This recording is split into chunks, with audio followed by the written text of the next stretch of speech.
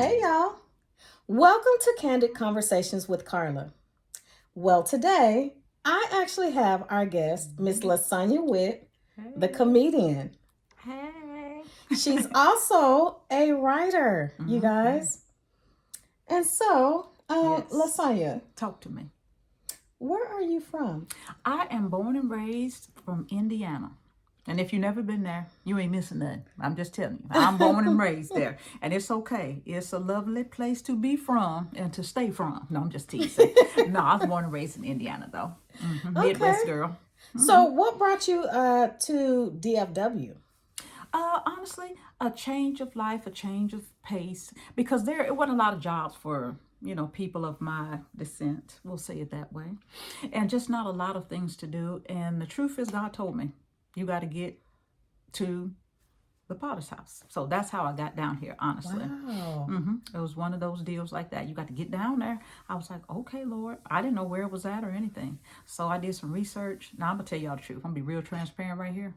I said, God, I hope it's ain't up in New York or Nebraska, somewhere cold, because I'm not trying to be disobedient, but I'm tired of cold. So when I found out I was in Texas, I said, oh, okay, we can do that. So that's how I got here. That's the honest truth. Wow, wow, wow. So, you came because of a ministry. hmm When did you discover that it was more than ministry? Oh man, I'm telling you, God will send you for one thing, and a million other things are birthed out of that. So I came here for the ministry, and many years ago, well, about yeah, many years ago, and I got so much other things that were uploaded into my life. For Wow. instance, my sisters came here. They got business. Both of them have their own business. I got into writing. I did poetry before I left. I had no idea about comedy. Like literally, I Wow. had no idea I could do comedy until I stepped foot here in Texas and ran into so many different people. And they were like, "You funny?" I was like, "What you talking about?" While I Wow. was doing my poetry, they were like, "You funny?" I was like, "No, I'm not." Yep. They said, "Yes, you are." I was like, "Whatever." Wow. So one door led to Oh, another door, and you amazing. discovered other gifts, right? Yes, yes, and yes. You know what? I always say that too, is that one step of obedience opens many, many doors. And we never know what those doors, lead to. That is so true because God will tell you one thing for one reason. And I met so many different people with so many different backgrounds. I mean, I've met people from different walks of life. Texas has been one of the best things that happened to me. I know people go places and they have a rough history, Hmm. but when God sends you somewhere, I'm telling you, the people that I've met, the climate, even the weather. I know y'all hate them 100 degrees, but it's better than them below 0 degrees I come from. I'm telling you. I will trade that 0 degree, that zero below. Like who? Why in the world would you tell somebody it's 10 below zero? Just tell them it's cold. That don't make no sense to me. I grew up with temps like that. It'll be 20 below and it'll feel like it's 50 below. What does that mean? So here with them 100 degrees, I'll take them. I don't mind the cold. I just don't like cold for 6 months. We start getting cold in October, and Wow. then it don't warm up until like April. That's what I don't like. But yeah, so that's honestly what you're saying is so true. He'll tell you do one thing for one reason, meet so many other people, so many different opportunities, a chance to just be me in Dallas, Texas. Wow. So, I know that so you did start your career as a comedian. So, like, how did you actually really step in hmm into that? And were you nervous? hmm Were you nervous about it? And hmm then, like, how did you overcome, stepping into new territory? Okay, awesome. I'm going to tell you, I was doing my poetry at an event. I met some people and they had events, so they invited me to do. Let me tell you a story about that. Mm-hmm. In the Potter's house one day after church, God tells me to go up to this man and recite a poem. And I'm looking at the young man. I'm like, he don't know me. He gonna think I'm crazy. Go up to this man and recite this poem. So I had the poem. I recited to him. He said, "Hey, I work with events. I want you to come do that exactly what you do Friday night for me." And I was like, "What?" Wow. He said, "Exactly what you just did." I had no idea. God is smart, y'all. I'm telling you, he's smart. So he hooked me up with this company that I work with to this day because of one Wow. step of obedience. He took me to that event on Friday. Another comedian came to one of those events and she said, "Oh, you do comedy." I said, "No, ma'am, I was doing poetry." She said, "No, ma'am, you are funny. Them stories you tell me before you get to the point, you funny. You can do what I do." She is a nationally acclaimed comedian, Miss Vicky. She took me on the road for a weekend. She said, "How long was I on the road up there on stage?" I said, 30 minutes. How long was I on stage this one? 15 minutes. She said, okay, I made $1,500 over the weekend for 15 minutes, 30 minutes, and 45 minutes. You think that's a good job? I said, yes, ma'am. She said, you got it. You can do it. That's how I really got into it. She said, you got it. Wow. So every time she would go on stage, she would open up and she'll see me in the audience. She's like, Sonya, come up here, give me 5 minutes. I'm serious. At the Improv, Addison Improv, Arts Improv, she did not play. Every time she see me in the audience, come up here and give me 5 minutes. I'm like, I'm not even dressed. I would be scared. I said, I don't know jokes. She said, tell them stories you tell. And so I just got up on stage and started telling stories. So that's literally, honestly, how I got started.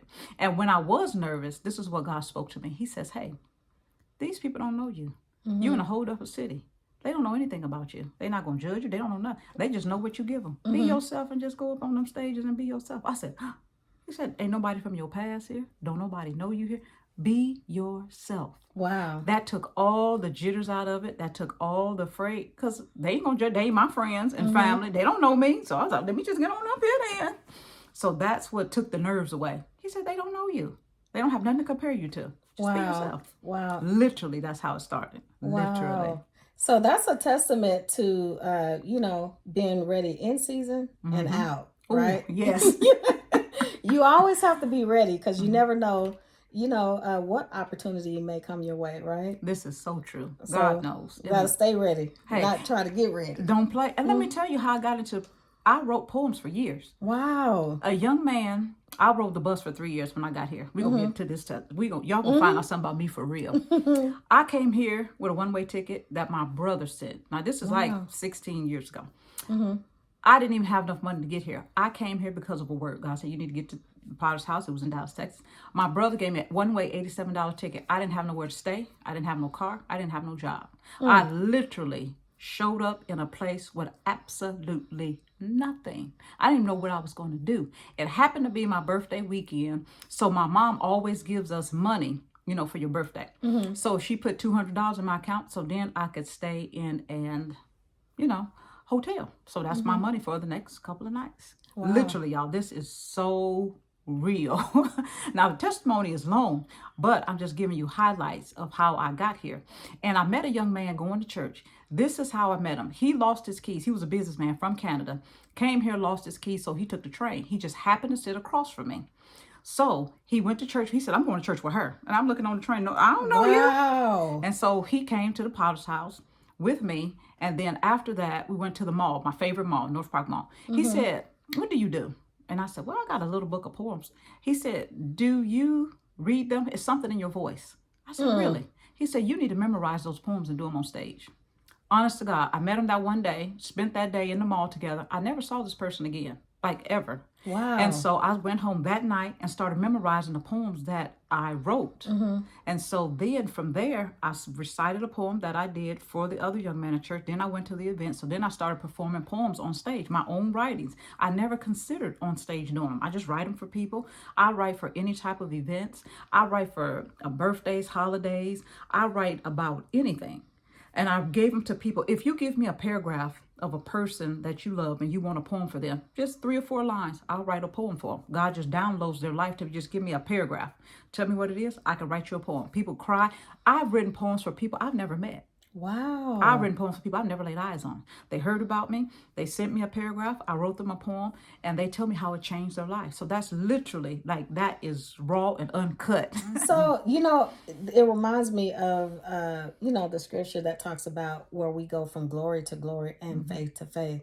So you didn't know from one day to the next how things were going to work out. This right? is so true. So this is where trusting God really, really comes in God. to effect, right? My sister was so nervous. She was on the phone with me every day. Now, mind you, I'm barely 130 pounds, like barely. Little bitty woman, away from home, no friends, no family, no job, like literally nothing. She on the phone every day. Every day was a testimony. Every day. Let me tell y'all, God literally told me to go to the Potter's house. I literally took my one big suitcase to the Potter's house on a Wednesday night to Bible study.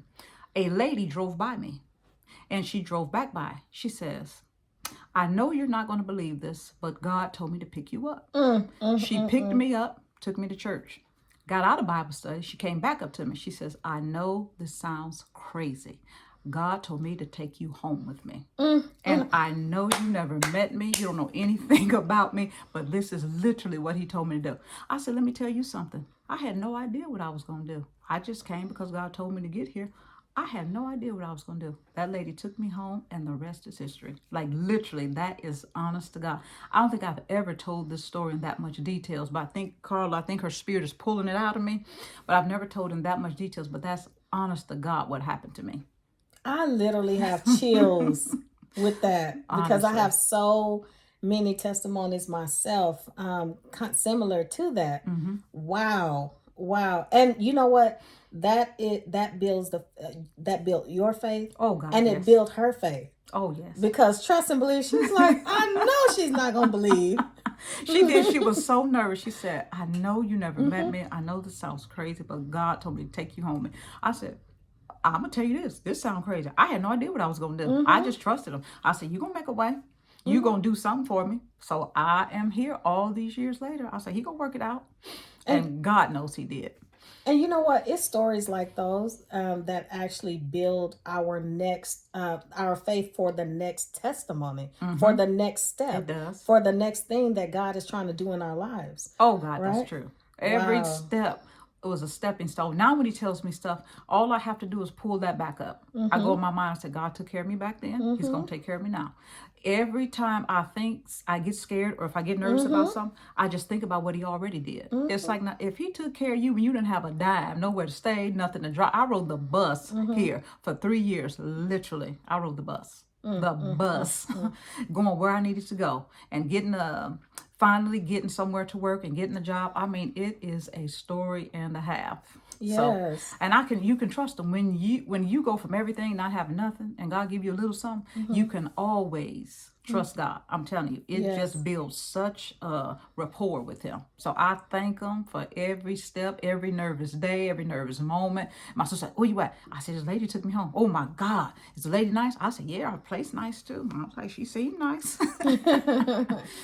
So, sometimes when we're in our current trial, it seems so much bigger than the Ooh, last one. yes. But just like the last time he brought us out, and just like the last time he blessed us, he'll do it this time. He will do it again and again and again. Matter of fact, he stick his chest out. The harder the trial you going through, the more bragging rights God get. He was like, that ain't nothing. What he tell me, one of my favorite verses, I'm the God of all flesh. Is there anything too hard for me?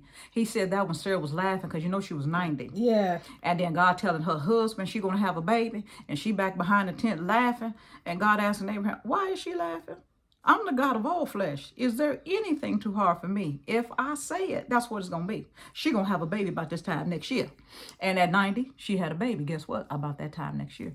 So God is always trustworthy. And one thing I love about like this podcast that you're doing, we get a chance to express these stories and faith stories, and it's going to build somebody's faith. I don't know when this will be aired. I don't know when somebody may see this, but I promise you it's going to give them courage in their current situation Yes. to trust God off of something somebody else said and how God brought them out. So I am so appreciative for you even invite me on such a platform of this magnitude. Thank you. Amen, Messiah.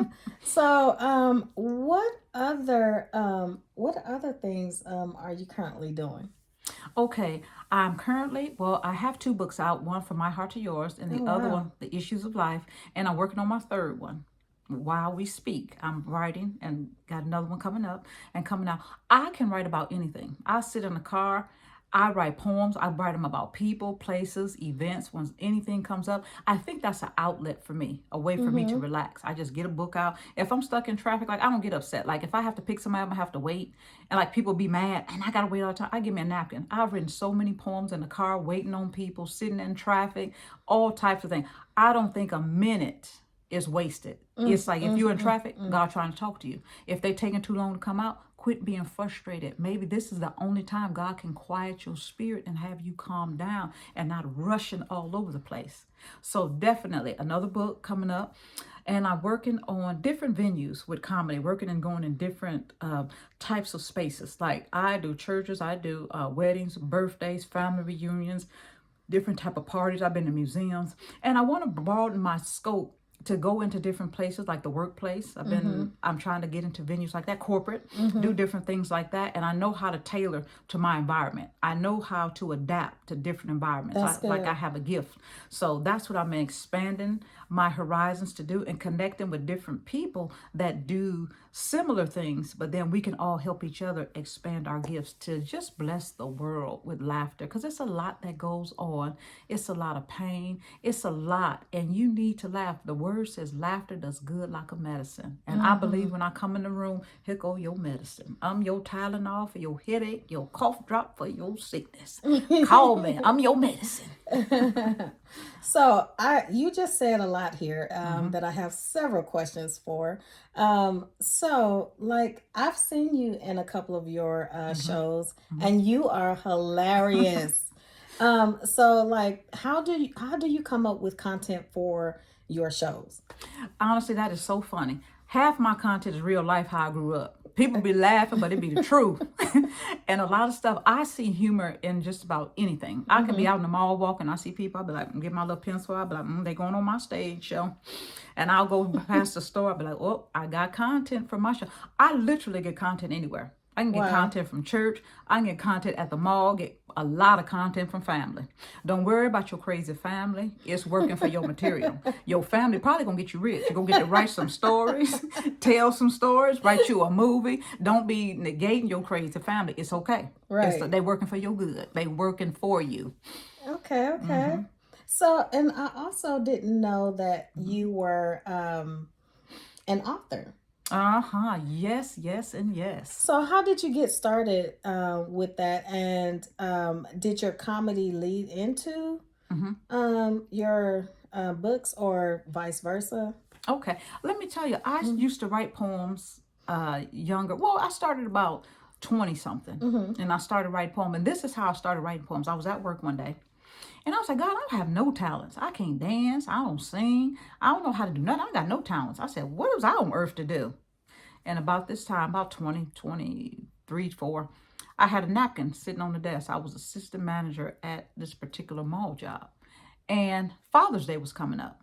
And I said, man, what can I say about my dad? He mean a lot to me. He's like a quiet storm. He don't say much, but his presence, he's such a anchor to our family. Very stable, very calm, good man. So I said, what can I say? I had the napkin and started writing stuff about my dad. It turned into a poem. And Wow. I was like, whoa. So I was like, Mother's Day. I was like, well, let me see if I could write one about my mom. Then I was like, okay, let me see if I can write one about my sister. That's literally how it started. I was like, look at these words. So I wrote one for my dad, my mom, all of my siblings. That's my first set of poetry. All of my siblings and then my 2 nephews. I just started writing a poem for each one of them. I started writing words, but my first poem was to my dad. And that's how Wow. a whole book. And my pastor at the time, he said, you need to collect those poems that you've written for all those people and put in the book. I Wow. said, what? He said, yeah, all those poems you've written, you need to collect them, put them in a book. That's literally how I got my first book. From all the poems I sent out, all the poems I had written for people, I did a collection and put them in a book and then published it. That's literally how my first book got published and how I got started. Awesome. And Wow. literally, like you said, how did that lead to Mm-hmm. comedy? It led to comedy because I was on stage reciting my poems. And Mm-hmm. I just talk about family. I just talk about whatever comes on my mind before I recite it. And so a comedian was in the audience. She said, oh, yeah, you funny. And I said, I do poetry. She said, oh, no, you do comedy too. You are super funny. When you was up there giving them poems, girl, you are crazy. So I was like, well, okay. And then that's how my poetry, reciting it on stage, led me to her taking me to different events and put me on stage, and then people inviting me. And so when I would get to their places, and then I would do what I did, and it just broke out. And I was like, oh wow, this is serious. I still can't believe people laugh when I get up there. I just cannot believe how people be laughing. I was just looking at them like, they really think this funny. Okay, let me keep going. Let me tell you some more. You think that's funny? It always amazes me. After 10, 12 years of doing this, Mm-hmm. it still amazes me when I get on stage and people laugh. Every time behind the stage, I'm always nervous until I get the first word out. I have never not been nervous getting on stages. Never not been Wow. nervous. And that's part of knowing that it was God given, you know? Also, Um, so I have seen you in all kinds of shows, right? So, like, How do you adjust to, because I've seen you with Miss Charlene. Mm-hmm. I've kind of seen you in different venues, Uh-huh. whether it was a music night or Mm-hmm. an actual comedy show. Mm-hmm. How do you adjust going from one type of atmosphere to Mm-hmm. another type of atmosphere? Honestly, this is so crazy. I didn't know I had this until two other Mm-hmm. comedians told me. They said, "You have a gift." I said, "What do you mean?" "You can read the room, Mm. and half of your show is what's going on in the room." And I've always done that. I go around Wow. and I see what's happening. I look around and I give it a view, and I get on stage and I start talking about it. And it's so crazy how, like, if I'm giving 15 minutes, the first 5 minutes, everything that's going on around me. And so then that draws them in because they see the same thing I Mm-hmm. see. And then they're like, "Oh my gosh, that is so crazy. How she saw that." And they told me that was my gift. So I'm appreciative to God because sometimes you don't know something is a gift when you just have it. Right. So they told me, "Oh no, you're a natural. When you come into an environment and you can read the room and talk about it for 5 minutes, Mm-hmm. that is amazing." So that's how I adjust. I'm very observant. Wherever I'm invited to, I look around. I look around the places. I look around the people. I look around what's happening. And so once I get a feel for what's going on, oh yeah, I'm getting on stage. That's what it's gonna be. I'm finna talk about y'all for 5 minutes. No wonder, like, because it does always seem very current when you're talking, and I I know that me and some other writers have just kind of laughed until we were on the floor because you are that funny. And what I really like about your content is that it's clean. Oh yeah, always have been. I believe you can tell stories without cursing. Let me tell you one thing that I do. I don't want anybody to ever leave my show hurt or crushed. I make it Mm, a point. I don't want to hurt people's spirits. Like when you're making fun of people, I don't want them to come into. I want you when you meet Lasagna Witt to be one just an ounce better after you met me than you were before you met me. I know that's right. People don't remember what you say, but they remember how you made them feel. I think my Angelou said that. Yes. And I want people to feel blessed, to feel loved, to feel uplifted. So when you come into my atmosphere, I don't care how bad a day you had, how down you are, my prayer is by my comedy, by my presence, by me speaking, all my poetry, that you are just a little bit better because you came into my atmosphere. I strive for that day and night. And I believe you can have clean comedy and have a good time and bless and encourage people. I don't have nothing to say about the other people doing what they do. They got to do what they do. That's what I do. So that is my mantra for my life. I want you a little bit better because you met Lasagna Witt than you were before you met her. Awesome. Mm-hmm. So have there ever been any challenges that you've run into, kind of like when you go into different atmospheres? Mm-hmm. Or can you think of any specific situation that you had to kind of like overcome? Oh God, I can think of two right now. Okay. Doing a sex trafficking event and a homeless shelter. Now let me tell Mm. y'all something. I don't know nothing funny about no sex trafficking. They invited me to do comedy at a sex trafficking event. Let me tell you what happened. Baby, I got into that event. I was scared to death. My sister came with me. She was scared to death. She said, Wow. "Sis, what you gonna do?" I said, "I have no idea." So I'm getting there. I'm shaking. And all the people, they got all these heavy stories because you know sex trafficking is terrible. So everybody Yeah. get a story after story after story. So the person that's running the event, he come to my table. He said, "Hey, it's pretty heavy in here. Can you lighten it up?" I was like, "I'm gonna try to." So he said, "Wait, we're gonna put you up now." He said, then three or more people get up there with these terrible stories. And so I'm like, oh my God.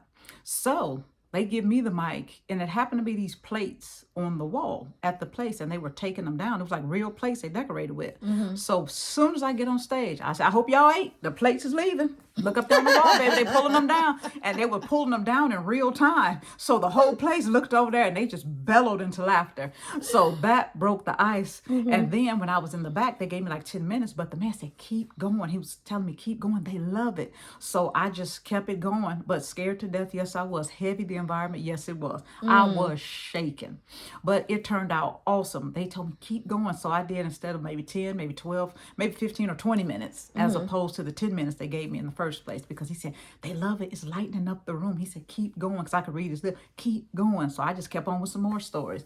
So yes, I've had some challenges. And at the homeless shelter, what is funny about being homeless? So when I went to the home, I was scared again. Then I came in there and I just saw something.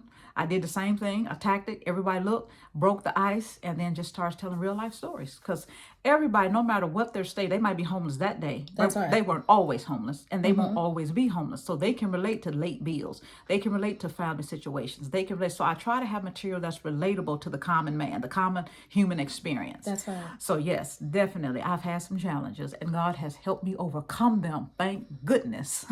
That is so awesome. So how do you stay relevant? I know that you know kind of scope out, you know, Mhm, the current scene mhm, or even maybe like the current economy. Like, you know mhm. what? Do you ever do comedy concerning like politics? Um, every once in a while, not so much because the political environment be so volatile. Mm-hmm. Now I'll tell you, I did one with like Prince Charles, Mm-hmm. or Henry. Which one? Mary Markle, uh, the Uh Markle young lady, the Harry. yes, Prince Harry. Harry. Mm-hmm. Yeah, Prince Harry. So I did a joke about that. I was like, that's a grandson. Baby, he can do whatever he want. Now, one of them kids wasn't gonna come up in there with no sister, cause you can put out the family. But when the grandkids come in there, y'all better roll out that red carpet. This is my grandbaby. They can do Mm-hmm. no wrong. I'm telling you, grandparents Mm-hmm. be wrong. They tear them kids up, but then the grandkids can't do no wrong. Bring that sister on up and y'all better shut up. She's in the family. So I Right. make jokes like that about different current events. So Mm-hmm. I will glean from different things that I see if I can make light of it. Because that's what comedians do. We might see something serious and then we turn it all the way around. So definitely I do things like that. Yes, Hmm. yes, yes. So, Definitely.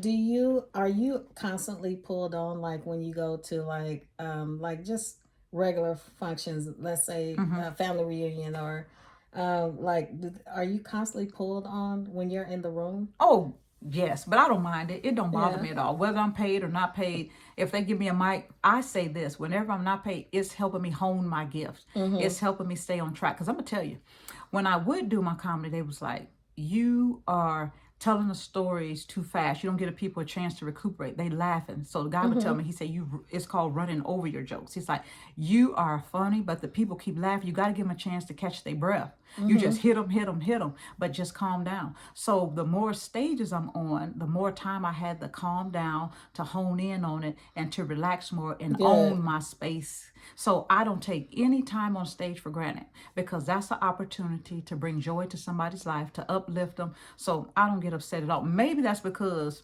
I ain't famous and all over the world yet. Maybe that's why I don't mind it. Keyword yet. Maybe if I was everywhere, I might mind it. I might need to rest. But right now, I'm not rested. So if you want me, call me. I know that's right. Yes, I have a good time, though. I really do. I enjoy it. So how do you okay, well, I've seen certain comedians who, you know, well we realize that they are really going through something mentally or Hmm. challenging such as Robin Williams. Yes, I remember him. Yes. Hmm. And I mean, you would think that comedians are always happy, they are always Hmm. jovial and full of life, right? First, how do you feel about that subject, and Hmm. how do you yourself stay motivated Hmm. and on the up and up? Let me be honest with you. I think a comedian have the gift of overcoming a lot of things in life. I think they have a tough life. And this is what I mean. Mm-hmm. We have a lot of challenges. You have a lot of stuff, just like anybody else. I'm not Mm-hmm. gonna say your life is harder or better, but when you have a difficult life, different things always getting challenged. Because I've always had something going on, always. Mm-hmm. I think the gift of laughter is a gift for me to overcome it in my private time, because Awesome. I write stuff and make me laugh. Mm-hmm. And it's like, I think God balanced my life. I think comedians, I've heard it before and I can kind of agree. Statistically, they have deal with more depression or deal Mm-hmm. with more hardships, and it may be the way they interpret it. I'm not sure, because I believe everybody have a difficult time, no matter your Mm-hmm. social economic background, rich, poor, somewhere in between, no matter what color you are. If you more than 2 years old, baby, life be lifing. Mm-hmm. So, and I believe that with me, it is a way. I've done my best shows doing the worst, getting the worst news ever, and got to hit the Wow. stage. Somebody just died, and I got Yeah. to get on stage. And it'd be the best shows ever. When I'm the most broken and the most heartache, I can do the best shows ever. I don't know what that is. I don't know if God is balancing me or what that does to make me better with the show, because it feeds me to see them lifted up. When Mm-hmm. you're laughing, that blesses me because I brought some type of joy to your life to make you laugh. And it's something that I said. So that feeds me Wow. and make me feel better. Mm-hmm. I mean, I've done the best. I can think about the best shows I ever had. It was the worst pain ever off the stage, but nobody knows that. And when I get in there, all I have to remember is give them, they believe you. If you come out happy, they believe you. If you come out depressed, they believe you. You on the stage, they believe you. So what do you believe? God got it. Let's roll. And Amen. it's literally like that's literally the truth. Well, that's how you know it's a gift as well. That must be how preachers are. hmm They could be going through everything, Everything. but guess what? They have to come on and hmm and put themselves aside hmm and actually, pour into other people. You Oh know. gosh, and it's sometimes it's difficult. Sometimes I smile through my tears. Like people think you're happy Mhm. all the time. There's Mhm. one lady said, "I wish I was as happy as you are all the time." I said, "Can I be honest with you?" I said, I sometimes have to smile through my tears. That's And I said, right. there's no reason for me to complain to people that can't help me. You Mhm. got many problems as I got. So Mhm. if I go around complaining, all I'm doing is dumping on you. But the truth and the reality is life happens to all of us. All of So it's no us. reason for me to go around with my head hanging down because you can't help me. So my smile may help you. So it's not that I'm happy all the time. Sometimes I'm just smiling through my tears because I know there's a brighter day coming. It just may not be today. But I know one's on the way. So then I just smile because I have a hope. And so I keep my hope. And then that reassures me who my hope is in. My hope is in nothing less than a rock, the rock of ages. So I'm going to be okay. No matter how bad it is today, sun is coming. Midnight don't last always. The sunshine coming. Nighttime don't last always. Go to bed tonight. I promise you the sun coming up. Lasagna, you gotta preach in you. Listen. It's coming. Listen. Sunshine coming. Yes, it It's is. coming. Just Yes, hold it. your hat. It's coming. Mm, Mm-hmm. mm, mm, mm. Yes, ma'am. So, like as a comedian, like, Mm-hmm. do you? I mean, you've been in this for what, 10 to 12 years, Oh yeah, right? about 12, maybe longer. I just can pinpoint, something I did then. Mm-hmm. So, what do you do in the ebbs and flows? You know, hmm like Go ahead. when the times are not as busy. Oh, when it's not as busy, I Mm-hmm. prepare for when it get busy. I got a Mm. book now, and let me tell you, I used to never write down my stories. And this one man, he said, "Who writes for you?" I was like, "What you mean?" Because he's a famous comedian. Who writes for Mm-hmm. you? I was like, "I don't even know what you're talking about." I said, "That stuff happened to me, or I just made it up. I just write that stuff." He said, "That is amazing." So, what from his conversation, I Mm-hmm. started writing the stories down. So now I have a book. So I could like do a special for like an hour, hour and a half. Like if I needed to, Mm-hmm. I got enough material where I could do an hour or two. And so Wow. just because of him, but I never used to write stuff down. I thought all my comedy had to be new. Every time I went somewhere, I thought new, new, new, new, new. He Mm. said, "No, ma'am. They don't know you. They don't know you did that joke at the other place." Mm-hmm. I said, "What you talking about?" He said, "They wasn't there." He said, "Get your rhythm, get your stories, get your flow, and repeat it." He said, "Your famous comedians, they famous for certain stories that they tell. Mm-hmm. And people be waiting on those stories." I was Mm-hmm. like, "Baby, he took so much pressure off me, he don't even know." So when I go to the room, I say, "How many of y'all have seen me?" So I feel comfortable. I can say whatever I want to say. They didn't see me. So he really helped me with Mm-hmm. that during the downtime. It's always getting prepared for when it's an uptime. You never That's right. start when it's down. Start writing. Get your stuff together. Have the stuff in the flow. Have it in the book. You never know who's going to call you. Because I get called on for all types of events, and when I show up, sometimes I have to change what I'm gonna say when I get there. I was like, "Oh no, this ain't the crowd for that. Let me let that off. Let me throw that out. Okay, I got to bring this up." It's always life is appealing to all different types of people. You just have to find out what appeals to the audience that you're talking to. And not all Yes. comedians work like that. Some people are just they self, whatever, whatever, whatever. Mm-hmm. But I can feel the atmosphere Mm-hmm. and know when to change it. I can change a joke in the middle of the atmosphere. I'll be like, "Oh, Wow. they don't deal with that." I said, "Oh no, they're not catching on to that." Like I went to a retirement. I'm gonna give y'all this. Went to a retirement. My sister came with me. She said, "Oh, that was the funniest thing ever." Them old people was laughing. And so when I went there, I was telling this joke about bills being late. Now, who worry about some late fees and all that? And so people just looking at me. I said, "Oh, I'm at the wrong house. Oh, y'all bills paid, baby. Y'all, you say, baby, I don't know about no late fee. This on automatic. I've been working all my life. We retired up in here. Ain't nobody paying no bills late, baby. All our bills paid. We got our money." And so I said that instead. I said, "Oh, let me lay that joke down. I'm gonna let that go, baby, because y'all got that money up in here. That's why y'all Mm-hmm. looking like we don't know about no late bills." So I turned something that I would have said into something else just because I read the room. Wow. Wow. And not everyone can do that. That's what they said. They told me that, but I didn't know that. The other comedians tell me that. They said, "Oh, that's a gift. The change in the middle, how you do that, that is a gift." So I love to spread my gift. I think your gift is for other people. It's Yes. not just for you. If you can speak, it's for you to speak to someone, to Mm-hmm. encourage someone. Like this podcast. When you started this, it's going to speak to people you may never meet. But your gift is interview these people, talk to these people, or give what you have on the inside. This is your gift to mankind, what God gave you. Like when God gave us talents instead of burying them under, remember, He gave a Mm-hmm. man one talent, 10 Yes. talents. This is a talent that we're giving back. We're multiplying it by giving it out. That's God right. gave it to me is one gift. When I spread it to all these families, it multiplies. So I believe we're all called to multiply whatever God gave us. Amen. You know what? I'm a big believer in that. Yes, I You can tell. if you if you ever just see someone with a gift or Hmm. whatever, and you start to see that multiply, it's Hmm. because that person is willing, or they're using their current gift, and God Hmm. can entrust Hmm. them with more gifts. Yes. So, so how do you actually, do you ever intertwine some of the gifts that you have? Like, do you write comedy in your poems, or? Let me see. For my poems, I'm not sure I actually wrote comedy into them the Mm-hmm. way they flow. It Mm-hmm. just depends on what I'm writing about. But I've never, you might give me something to think about for my third book. I might Yeah. have to write some comedy. She put something on my mind. I've never even thought about that, Mm-hmm. honestly, before you just mentioned it today. Okay. Okay. I So. just see an event and start writing about it. I never thought about it being like the comedic.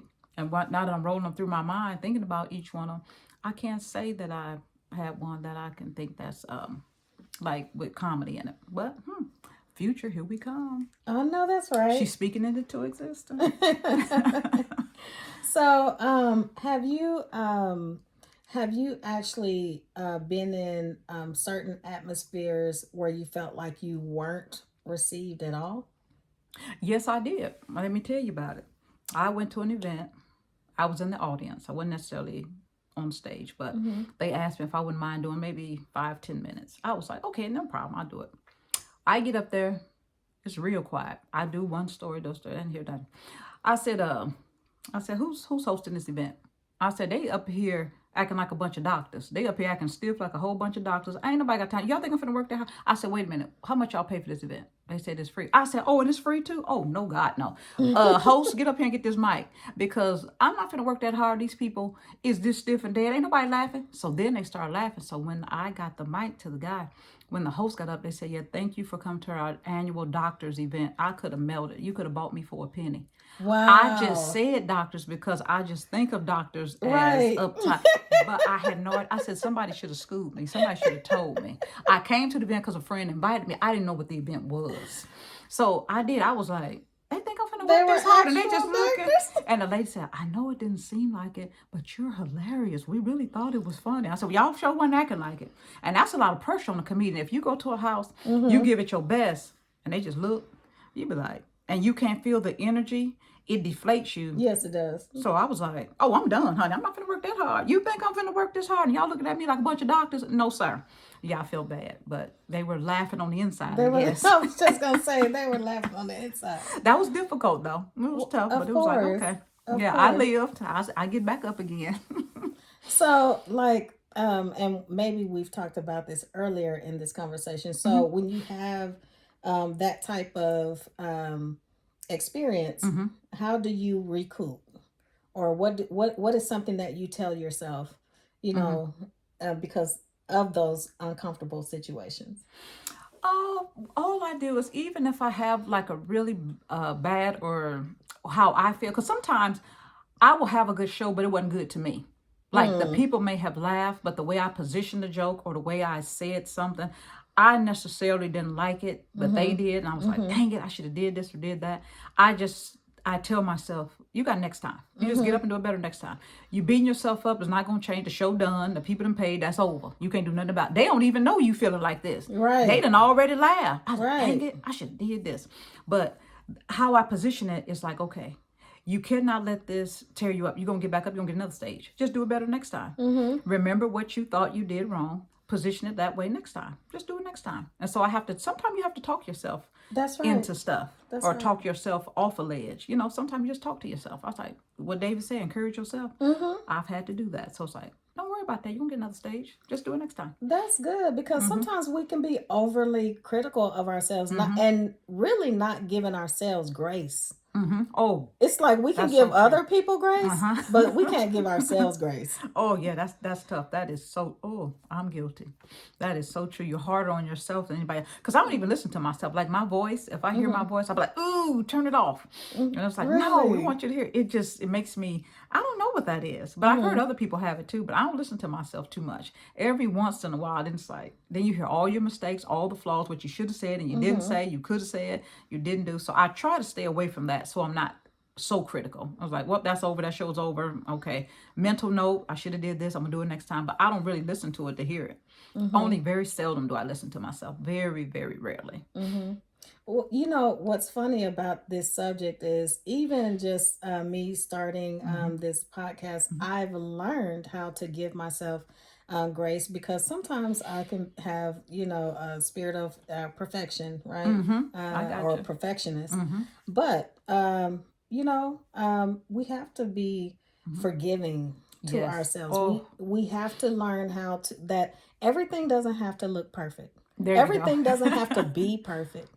And you give yourself the same grace that you would give someone else and say, well, better next time, There we go. right? Every time. Because everything is a step to learning and honing your craft. That's the truth. That's the So truth. That's the truth. yes. As I've said it like this, there's no such thing as failure in life. It's just learning curves. That's Now, right. if you never intend to learn, then you may fail in eternity because I don't know about that. But as long as you breathing, it's not a failure.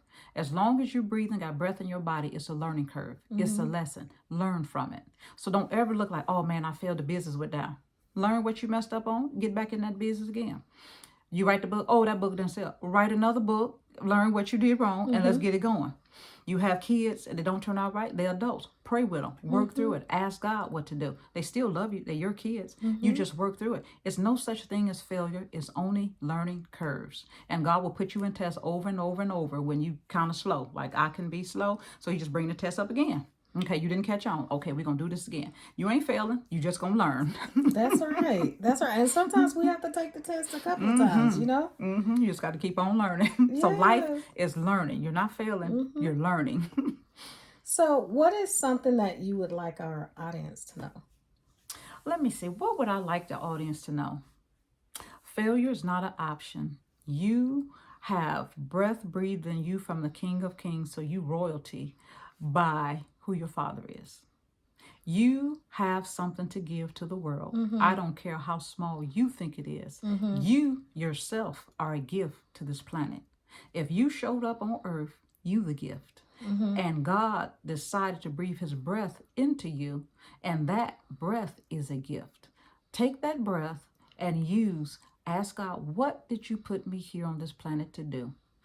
No matter how big or small you think it is, start making steps to whatever he tells you. And I promise you, by the time you get done with this life, you'll be satisfied and have less regrets because you at least tried to do something that he breathed his breath in you to do. That's what I would like to leave with the audience. That is so good. Now, do you have any upcoming shows? Actually, I'm getting my calendar together. I have some, but I can't even think of the dates. Actually, I'm in a play March the 8th. All right. I'm playing a drunk auntie. And what is the Go name figure of it? that. I want my daddy. I want my daddy. And we'll plug that information Yes. in the link as well. Where can people contact you at? They can contact me. I'm on Facebook and Instagram. I ain't got no fancy name. Lasagna Witt. If you find her, usually it's me on Facebook. Then on Instagram, it's Lasagna Witt and it's .inspired. But if you start putting my first and last name in there, I should come up. And I will say this, February 22nd, I am involved in this men versus women group. There's a group that I work with, and they have issues with men and women. And what I love about it, you put your questions in secret. The men put their questions in, the women put theirs in. We just read them, and then we have panelists and or experts in the room, and they answer different questions. So I'm doing that Awesome. February 22nd. They have tickets for that in a play March, and I have another show coming up in April. So I have a few things coming up, but I just want to throw that out there for right now since I just thought about those February 22nd and March 8th. So I will be involved in a few things. I'm working on my calendar, trying to fill it in. So if you need somebody at your family gathering that gonna bring you some wholesome comedy, call me. I go to your church, to your museum, to your cafe, to your school, to your workplace. Call me. Yes. Well, Miss Lasagna Witt, it has been an absolute pleasure having you here on Candid Conversations with Carla. Oh man, I'm about scared to see the playback, y'all. I was telling y'all some truth. This was raw and uncut. She pulled it out of me. She made me tell my secrets. But I have enjoyed it. Thank you for this platform, for your ministry, for getting your gift out. I think it's amazing. Keep doing what you're doing. Thank you. It's blessing us. Thank you. Well, you guys, it was such a great opportunity to have Miss Lasagna Witt. Please like, share, and subscribe. We will see you next Tuesday at 7:30. All right. Call to my phone. Do y'all have these spam calls that call y'all about different things? Yeah. Call on the phone all day long. Y'all, my sister gave me a strategy, and I've been using it, and it's been working real well. This part of my program is called How to Get the Callers to Hang Up on You. You hanging up on me. Okay, I got some fun. So my phone rings. My sister, this how we got it too. I used to get real mad. Be calling my phone, say these people. They always call the phone.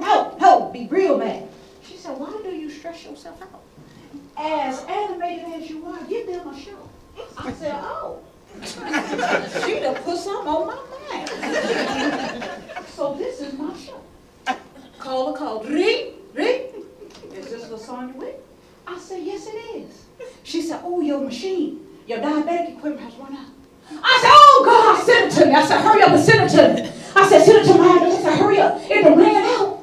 She said, yeah, it done ran out. I said, oh Jesus, my diabetic stuff done ran out. I said, man, what address you gonna send? I said, send it to me right quick. She said, why are you stressed out? I said, well, I didn't know I had diabetes. Somebody done told me so. So I need to eat quick fast. Get it to me, hurry up. I went to the doctor. I signed all these HIPAA laws about privacy. I guess it don't matter. People called you and told you I got diabetes. I didn't know I had it. You know, hurry up. What else you tell you? I got 6 months to do. What else did you think? You know? It seems like my business. I don't know what about it. What has happened? So guess what? They showed did. Click. I said, okay. So I get another call. Is this Lasagna Witt? Yes, it is. She says, we have a program for you. I said, oh, you do? And she says, now this program is really good. I said, oh, right there. I said, talk to me about the program. And she says, we are going to lower your mortgage. I said, hold up. You gonna do what? We're gonna lower your mortgage. I said, okay. I said, do you have the right number? She said, yes, I do. I said, where did you get my number from? She said, we have homeowner lists, and we go through them and find homeowners and help them lower their mortgage and stuff. And I said, really? I said, now, are you sure? This is my third question now. This is my third time to let her out. Are you sure? I said, well, come on with the program. Tell me about it. Tell me what's going on. Come on, yeah. And she was like, yeah, we could take your mortgage, whatever it is, down 2 or 3%. I said, oh, God is good. She said, glory. And she said, ma'am, you sound real excited. I said, ma'am, I'm so excited. You don't know what to do. Today is my day. I said, oh, good God from Zion, this is a good day. And she was like, oh, okay. I said, go ahead on, girl. Go ahead on. Don't worry about it. Just go ahead. I said, So she going through the program. I said, oh, man. She said, I've never had anybody as excited about you, about getting their mortgage. I said, baby, you don't even understand what's happening to my life today. This is all God. This is my day today. I said, but baby, let me tell you something. I want you to do one favor for me. And she said, what? I said, I'm going to know it's God if you give me this favor. Give me the address on this house.